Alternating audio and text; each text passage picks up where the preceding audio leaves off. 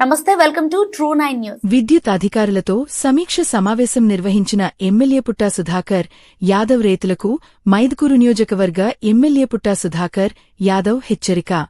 మైదుకూరు నియోజకవర్గంలో ఏ రైతు ఒక్క రూపాయి కూడా విద్యుత్ అధికారులకు లంచం ఇవ్వద్దు. విద్యుత్ అధికారులు రైతులను పీడించి డబ్బులు వసూలు చేస్తున్నారన్న విషయం నా దృష్టికి వచ్చింది. రైతులు ప్రభుత్వానికి చెల్లించాల్సిన చలానా మాత్రమే చెల్లించాలి.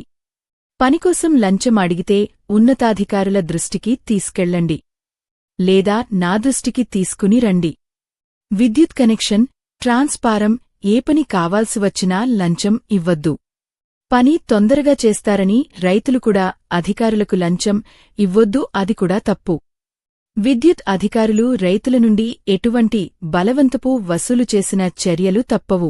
అదే రకంగా వైరు కానీ ఏమి కావాలని కూడా మీరు అక్కడ ఉన్నటువంటి ఏఈ గారికి ఇంటిమేషన్ ఇవ్వండి.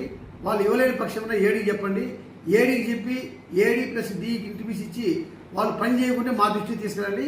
ఖచ్చితంగా రైతుల దగ్గర నుంచి ₹1 లంచం తీసుకోకుండా అరికట్టాలనేది మా ఆశయము.